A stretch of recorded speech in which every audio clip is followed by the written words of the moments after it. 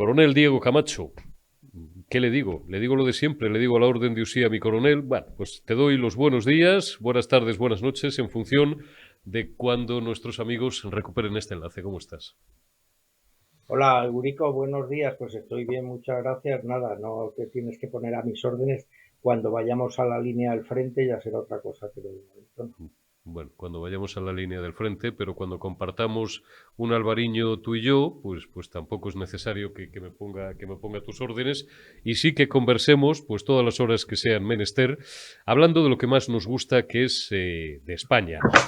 Situación, Diego, estamos a 4 días, como quien dice, en función de cuando recuperen nuestros amigos este enlace, estamos a poco más de 96 horas de una cita trascendental en las urnas, una cita en la que los españoles nos jugamos mucho. Tomo la cita del maestro, del periodista y escritor Miquel Jiménez, nos jugamos España. Parece una frase hecha, pero no lo es, Diego. No, es cierto, está España en una situación muy comprometida porque en el final de esta legislatura hemos llegado a un punto en donde está claramente definido que el Estado de Derecho peligra porque se ha fagocitado muchas instituciones que debían controlar el poder.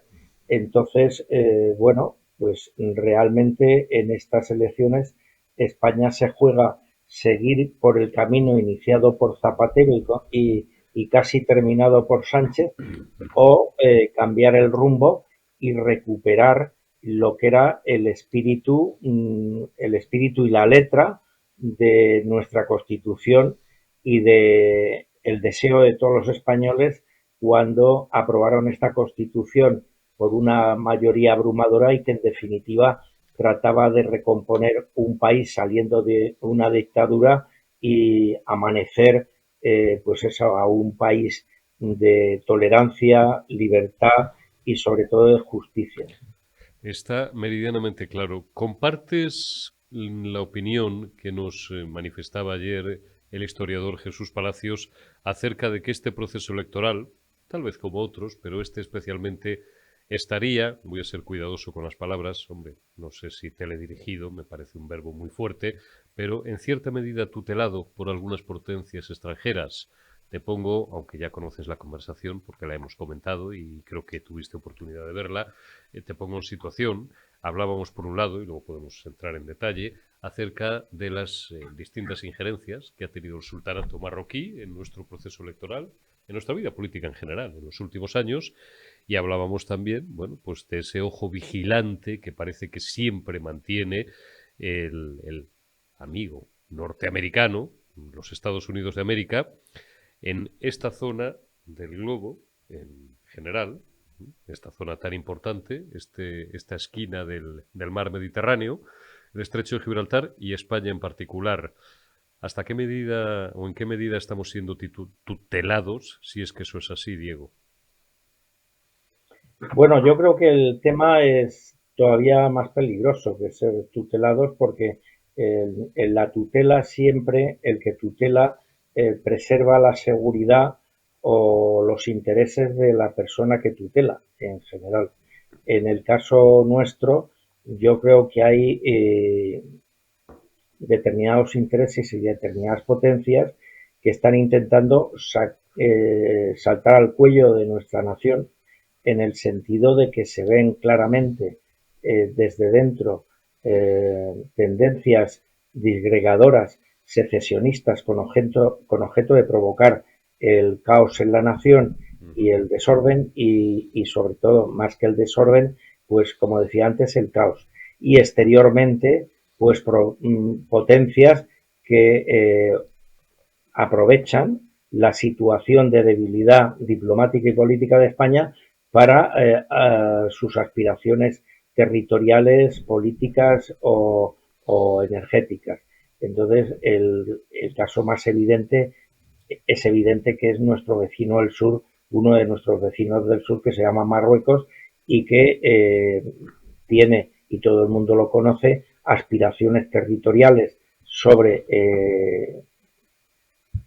Ceuta y Melilla. zonas que son de nuestra soberanía y tiene aspiraciones económicas sobre minerales que están en zonas nuestras, aguas territoriales, control de espacio aéreo, en fin, una serie de cosas. Entonces yo creo que España, más que estar tutelada, y en esto estoy relativamente de acuerdo con Jesús Palacio, está amenazada y bueno, lo que a uno le preocupa más de esta amenaza es que el gobierno parece que ha estado mirando unas veces a otro lado y otras veces colaborando con estas aspiraciones expansionistas o económicas de países que tienen otros intereses divergentes a los nuestros. El caso del sector primario y Marruecos con nosotros pues está bien, es bien evidente y como te he dicho antes, la extracción de minerales raros y cosas de estas que están que Marruecos quiere apropiarse de ellos. ¿Sí? Está claro. Yo he aprendido de ti, Diego, que en la vida en general, y al igual que en los servicios que se dice en los servicios de inteligencia, no hay amigos ni enemigos, sino que en todo caso hay intereses. Por simplificar, si tenemos muy claros quiénes son los enemigos de España, ¿no? Acabamos de detenernos unos minutos en Marruecos, ¿quiénes pueden ser nuestros amigos? Si es que lo tenemos. O quiénes pueden ser, la palabra amigos me vas a decir que es un término ingenuo, quiénes pueden ser nuestros mejores aliados, si es que podemos confiar en alguien. Bueno, como tú dices, en política internacional todas las alianzas o las enemistades son eminentemente coyunturales, es decir, que cuando cambia la situación, pues cambia la relación de fuerzas, cambian los amigos y los enemigos. En la actualidad, España, ¿qué amigos tiene? Bueno, España pertenece a dos organizaciones muy importantes, una organización de defensa que es la Organización del Tratado del Atlántico Norte y otra que es la Unión Europea. En fin, estas dos organizaciones son potencialmente nuestros aliados porque están en esa consideración en base a un tratado que nosotros hemos suscrito y ellos también. El hecho de que haya intereses que colusionen con los nuestros y que en este momento nos estén haciendo daño, digamos que en gran medida la responsabilidad es que nuestra diplomacia y nuestra política no funciona adecuadamente. Es decir, España realmente no está haciendo a nivel diplomático que se sepa nada a nivel gobierno referente a determinadas aproximaciones, por ejemplo, de los Estados Unidos con respecto a Marruecos, que afectan directamente nuestros intereses y que están alentando al sultán, digamos, a emprender iniciativas que en todo caso son dañinas para España. En fin, yo creo que en vez de en los viajes a Nueva York en Falcon para comprarse ropa, los ministros y el presidente del gobierno realmente deberían tener continuas conversaciones con el Departamento de Estado de los Estados Unidos y había que movilizar a la embajada en Washington de España y lo mismo te digo con nuestra embajada en Bruselas y con las relaciones de nuestros diplomáticos con la Unión Europea y del gobierno. Ahora bien, si, claro, el gobierno está mediatizado, el gobierno español está mediatizado por la acción del lobby pro-marroquí que hay dentro de España, encabezado aparentemente por el señor Zapatero y antiguos ministros suyos, bueno, pues entonces se ve esa inacción de la política española. Entonces, lógicamente, Marruecos aprovecha una situación favorable para él, pero el culpable de este aprovechamiento es la debilidad por una parte y la inacción política y diplomática de España por otra. ¿En qué medida nuestro socio marroquí, incluso algunos vecinos de todo ese área geográfica que tú conoces muy bien, porque has estado años destinado allí, no ya es que nos ninguneen, es que directamente nos desprecian porque nos consideran débiles y sobre todo consideran que lo somos, por muchas razones, no siendo la menor de las cuales, que carecemos de un patriotismo que ellos sí tienen. Eso les hace, insisto, despreciarnos, no tenernos respeto alguno y ningunearnos o atacarnos directamente siempre que pueden y en la medida en la que pueden, que es bastante, como hemos visto en los últimos años.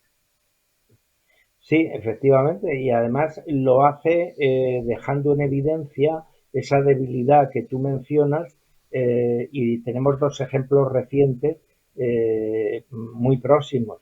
El primero fue la bandera boca abajo en una reunión que mantiene el sultán con Pedro Sánchez y que Pedro Sánchez, bueno, que también cuando viaja a Cataluña permite que retire la bandera nacional una vez que pasa por delante de ella, Sí. pues bueno, ni se levanta ni hace ningún gesto y tal. Y el otro es evidentemente la cumbre virtual que mantuvo Pedro Sánchez en su último viaje a Rabat, que se iba a reunir con el sultán en una cumbre, y resulta que al llegar allí la cumbre resultaba que su interlocutor estaba en Gabón y que le llamaba por teléfono. Con lo cual el ridículo es alucinante, la muestra de debilidad es patente, y encima la complicidad de esta persona, de Pedro Sánchez, con estos desaires del sultán, digamos, magnifican todavía más ese desprecio, porque hace, con su actitud posterior, hace de cómplice a ese ninguneo que tú dices. Una cosa es que te ninguneen y te vayas, y otra cosa es que te ninguneen y te quedes allí para almorzar o cenar con el segundo o con el tercero, o incluso hablar. ¿En qué medida, desde tu experiencia internacional, puede ser percibido en países de nuestro entorno un hecho aberrante, cuál es el de que haya casi medio millón de votos a 3 días de una convocatoria electoral, de unas elecciones legislativas, para modificar las dos cámaras legislativas, que haya medio millón de votos por correo sin repartir, cosa que no pocas voces están esgrimiendo ya desde hace días como argumento necesario y suficiente para suspender este proceso electoral? No estoy dando mi opinión. Podría hacerlo, pero no es el momento en este caso. La daré el viernes acerca de esto. Vamos a ver el viernes cuántos votos quedan por repartir. De momento digo lo que se está diciendo y lo que podéis leer en muchos medios de comunicación de distinto signo. ¿En qué medida se puede percibir esto? Pues no lo sé. Diego, en Francia, en Alemania, en los Estados Unidos de América, si es que les importamos algo, en el Reino Unido, eh, en países de nuestro entorno. Es decir, parecemos Botsuana. No sería raro que Claro. pensaran que somos algo muy parecido pues al Congo o a la República Centroafricana, no sé.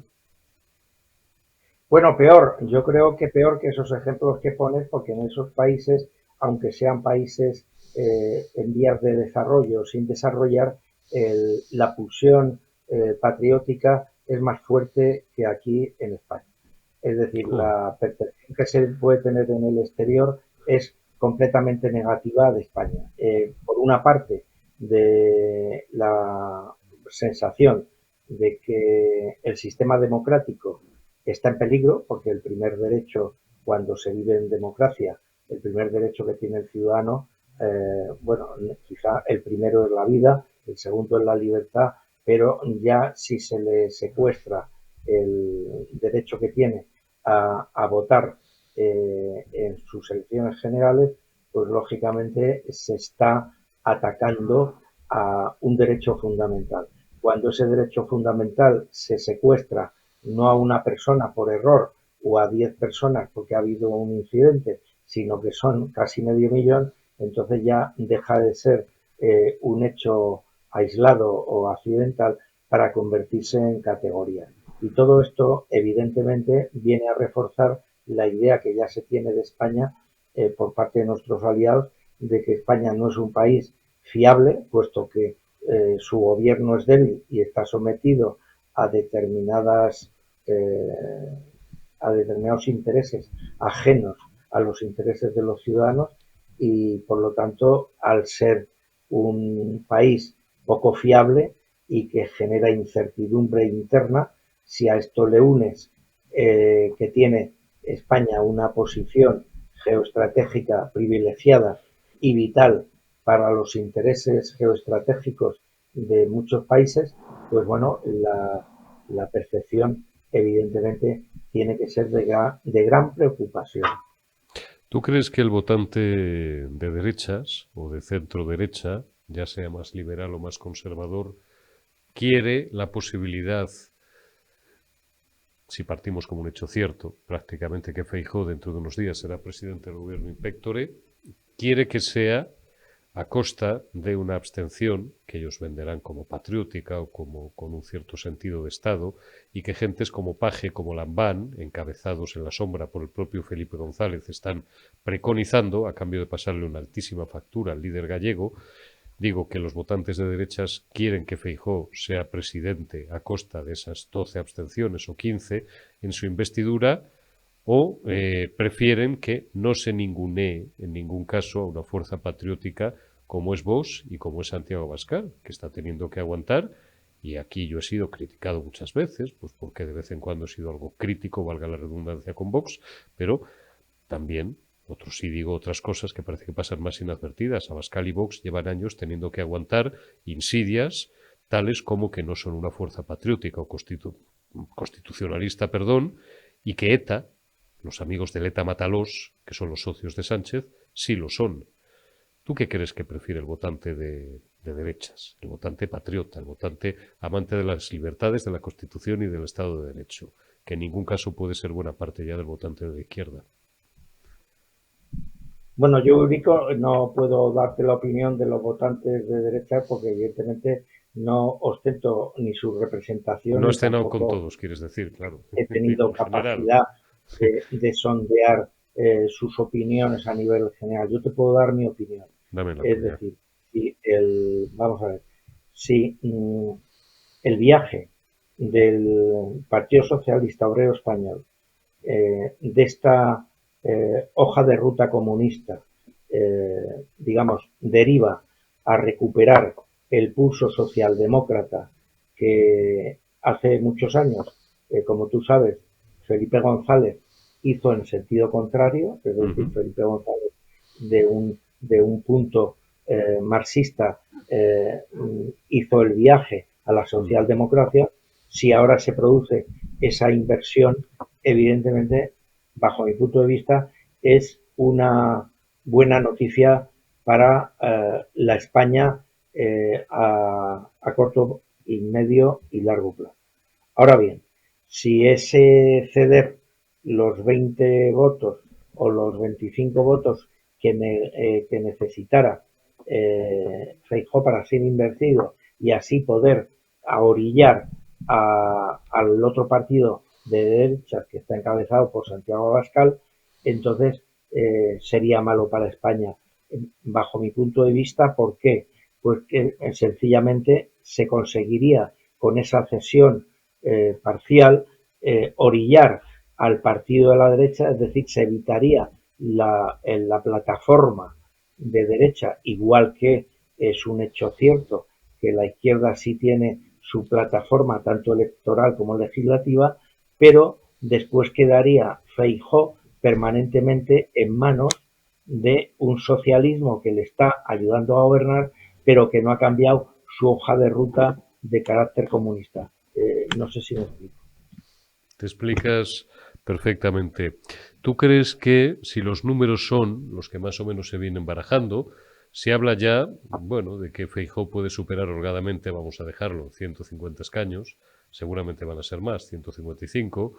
Parece que existe, bueno, existen voces, vuelvo a remitirme a la entrevista ayer con Jesús Palacios, que dicen que incluso habría fuerzas poderosas desde el exterior no interesadas en que una fuerza como patriótica como Vox pasara de los 30.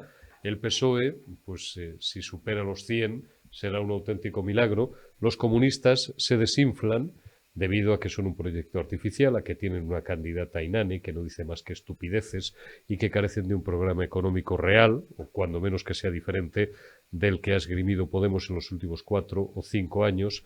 Digo que si Feijóo consigue esos 150 y tantos escaños, confórmese luego como se conforme la aritmética parlamentaria, y el sustrato que apoye el gobierno que decida conformar a Alberto Núñez Feijóo. ¿Tú crees que será un presidente, esto es pedirte que saques la bola de cristal, pero bueno, que será un presidente fuerte y que podremos aguantar la legislatura de 4 años?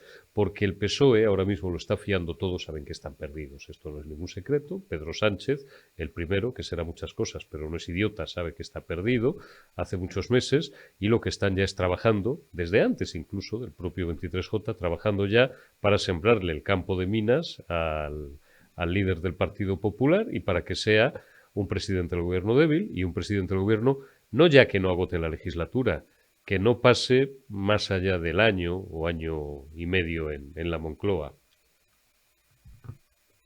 Pues mira, yo pienso que no tiene los mimbres para ser un presidente que encabece un gobierno fuerte, lamentablemente.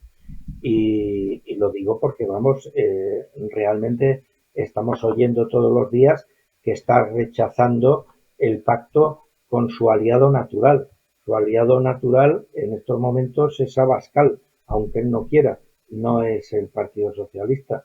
Pero si él se orienta así y le pone la alfombra roja al Partido Socialista para que le ayude en esa investidura, lo que te decía antes, si existe la garantía por ese nuevo Partido Socialista de que el camino ideológico va a ser hacia la socialdemocracia, es decir, vivir en libertad dentro de la Constitución, pues entonces sí. Pero si es sencillamente un acuerdo coyuntural para alcanzar una investidura, pues queda en manos de un partido, digamos, que tiene una hoja de ruta bien clara, y la hoja de ruta bien clara no está en lo que nos puede interesar a los españoles bajo mi punto de vista. Entonces, bueno, para mí un camino que demostraría que Feijóo encabeza un gobierno fuerte es si desde el primer momento, digamos, en el aspecto interno, digamos, organiza una serie de iniciativas para reformar ciertos aspectos de la Constitución que conviene reformar para modernizarla a los tiempos actuales. Por ejemplo, Y después, ¿cómo? Por ejemplo, ¿qué aspectos? Por ejemplo, la ley electoral. Bien. Por ejemplo. Y en el exterior, pues evidentemente recomponer una situación exterior de cara a nuestros aliados, pero lo más urgente que también tiene incidencia con nuestros aliados está en recomponer unas relaciones bilaterales con Marruecos que están completamente deterioradas porque España está en una situación de sumisión con el sultán que en absoluto debe convertirse en un hecho determinante de nuestra política exterior. Y bueno, las primeras palabras que ha tenido el señor Feijóo en referente a su primer viaje al exterior, pues no me dan a mí ninguna tranquilidad de que realmente sea consciente o tenga la fuerza o esté dispuesto a enfocar el problema de las relaciones con Marruecos de forma diferente a cómo lo tenía enfocado el señor Sánchez. Diego, cuando estamos grabando esta conversación, te hago la última, son, para los que nos recuperen no en tiempo real, que será la mayoría, son las 11 de la mañana del miércoles 19 de junio. Quedan exactamente 61 horas para que finalice la campaña electoral. Después, 24 horas, sábado 12 de julio, de jornada de reflexión, y después, 22 de julio, perdón, y después, domingo 23 de julio, día de las elecciones. Esperemos, no estoy queriendo decir nada, esperemos que todo se desarrolle con normalidad y que ya no pase absolutamente nada, que no pase nada fuera de los insultos que que estamos escuchando estos días entre unos líderes y otros y tal, en fin, el barro de una política, de un panorama político nacional que cada día da más asco, ¿no? Pero fuera de esos insultos y de esas invectivas verbales en los actos públicos, en los mítines, en los debates, esperemos que no pase absolutamente nada y que el pueblo español tenga 2 días de final de campaña tranquilos, una jornada de reflexión tranquila, porque de todo hemos vivido, hasta golpes de Estado civiles, esto lo digo yo, ya sabéis a qué me refiero, y que podamos ir a votar el domingo en paz y en libertad. Esperemos, ¿no, Diego? Bueno, pues esperémoslo así. Lamentablemente, cuando se acercan unas elecciones y más en estas elecciones donde se ha convocado un día en pleno puente de Santiago y uno de los días más calurosos del año, y después con unos problemas de emitir el voto por correo, consecuencia del día en que están convocadas las elecciones en pleno verano, pues evidentemente no hace presagiar nada de normalidad.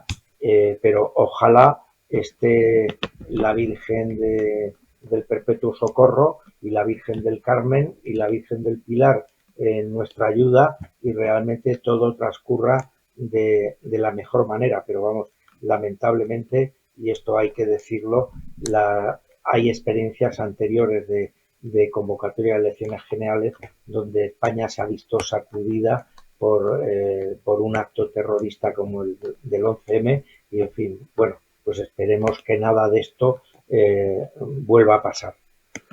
Toquemos madera. Diego Camacho, coronel de infantería. Te envío un abrazo, cuídate mucho y hablamos dentro de unos días. Vamos a ver cómo queda todo. Lo mismo te digo, un abrazo, Eurico.